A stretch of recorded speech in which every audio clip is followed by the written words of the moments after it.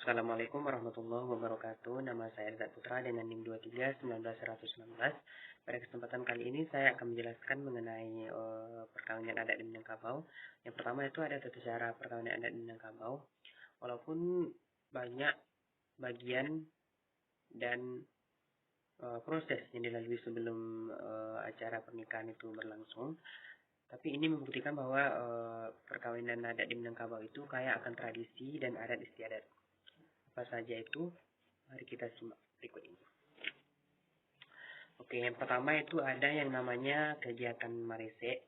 Kegiatan marese ini adalah proses awal dari sebuah pernikahan yang ada di Minangkabau, yang mana nanti pihak keluarga wanita akan mendatangi rumah pihak keluarga pria, dan hal ini sesuai dengan sistem kekerabatan yang dianut di Minangkabau, yaitu sistem matrilineal. Pihak keluarga yang diutus adalah wanita yang sudah berpengalaman, yang sudah tahu dan mencari tahu apakah pengantin pria ini cocok menikah dengan pengantin wanitanya atau tidak. Seperti itu. Oke, yang kedua itu ada yang namanya menimang dan batimbang tando. Batimbang tando memiliki arti bertukar tanda, menjadi simbol pengikat perjanjian yang tidak bisa dibatalkan oleh sebelah pihak, baik itu si pengantin prianya yang membatalkan ataupun si pengantin wanitanya. Dan setelah batimbang tando dilaksanakan, langkah selanjutnya itu ada yang namanya mahantasirya. Acara ini di mana mempelai baik itu mempelai wanita atau mempelai pria meminta izin dan meminta doa restu kepada mama-mamanya, kepada saudara ayah, kakak yang telah berkeluarga dan sepupu yang dihormati dalam keluarga tersebut. Yang mana tujuan dari meminta yang mana ritual ini memiliki tujuan dan memohon doa serta restu serta memberitahukan rencana pernikahan tersebut. Oke, setelah itu dilaksanakan, lanjutnya ada bebaku bebaki. Acara ini dilaksanakan beberapa hari sebelum pernikahan berlangsung. Baku berarti pihak keluarga ayah dari calon wanita itu menunjukkan kasih sayangnya dengan ikut memikul biaya sesuai dengan kemampuannya. Seperti itu. Oke, setelah bebaku bebaki dilaksanakan, lanjut ke proses berikutnya, yaitu malam bainai. Acara ini dilakukan pada malam sebelum akad nikah, yang mana nanti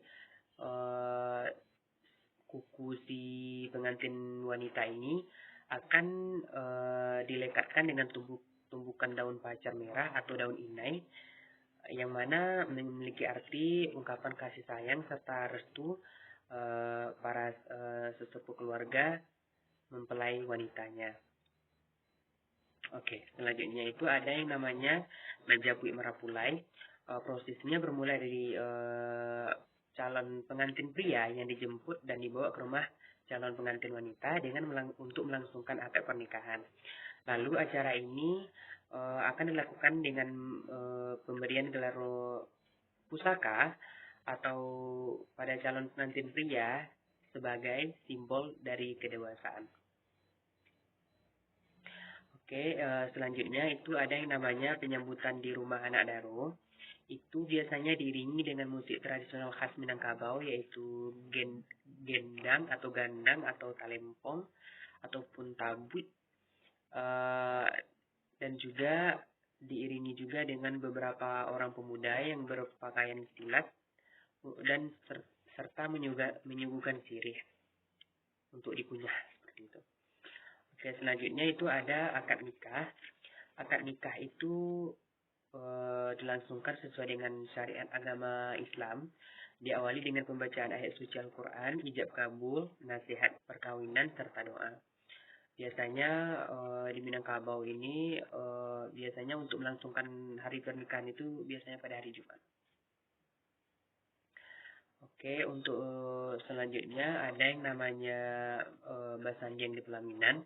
Setelah akad nikah itu berlangsung, setelah pernikahannya sah atau setelah berlangsung, maka selanjutnya kedua pengantin, baik itu mempelai pria wanita, bersanding di rumah anak daro dan menanti tamu Alek Salingka dan dari musik halaman rumahnya. Baiklah, pembahasan kita selanjutnya itu mengenai tradisi setelah pelaksanaan pernikahan atau pelaksanaan perkawinan di Minangkabau. Biasanya ada beberapa tradisi unik. Yang pertama itu ada yang namanya memulangkan tando. Memulangkan tando ini artinya setelah resmi menjadi pasangan suami istri, maka tanda yang diberikan sebagai ikatan janji pada saat lamaran itu akan dikembalikan lagi kepada kedua belah pihak, baik pria maupun si wanita. Yang kedua ada yang namanya malewakan gala marapulai. Acara ini mengumumkan gelar kepada pengantin pria sebagai tanda kehormatan dan kedewasaan yang disandang oleh sang pengantin pria. Yang ketiga ada yang namanya belantuang kanyang atau mengadu kening. Acara ini biasanya dipimpin oleh sesepuh wanita dan sang pengantin akan saling menyentuhkan keningnya antara satu sama yang lain. Yang keempat ada yang namanya mengaruk nasi kuning. Acara ini diawali dengan sang pengantin saling berebut daging ayam yang tersembunyi di dalam nasi kuning yang memiliki simbol kerjasama antara suami istri dan harus saling menahan diri serta melengkapi satu sama lain. Yang kelima itu ada bermain joki, sebuah permainan tradisional Minangkabau yang berupa catur yang biasanya dimainkan oleh dua orang. Yang keenam ada yang namanya tari payung. Tarian ini dipercaya sebagai tarian pengantin baru. Yang ketujuh itu ada namanya menikam jajak. Artinya 1 minggu setelah akad nikah, sang pengantin akan pergi ke rumah orang tua serta nenek mamak pengantin pria dengan membawa makanan. Lanjut struktur perkawinan matrilineal di Minangkabau. Pengertian larangan itu ialah perkawinan yang tidak dapat dilakukan yang berupa pantangan, perkawinan yang dapat dilakukan dengan sanksi hukuman. Di samping itu ditemui pula semacam perkawinan sumbang. Perkawinan yang dilarang di sini ialah perkawinan yang hukumnya telah umum seperti mengawini ibu, ayah, anak saudara ibu dan sebapak, saudara ibu dan bapak, anak adik dan kakak, mertua dan menantu, anak ibu serta ibu bapak tiri, saudara kandung istri atau suami. Perkawinan ideal di Minangkabau, menurut orang Minangkabau, perkawinan yang paling ideal itu adalah perkawinan dengan keluarga terdekat, perkawinan antara anak-anak keponakan, perkawinan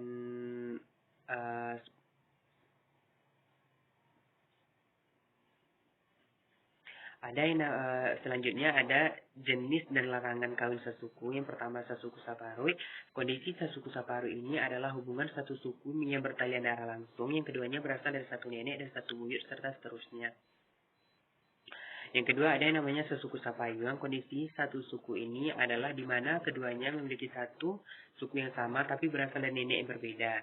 Namun masih satu datu atau penghulu datu atau satu kami lalu.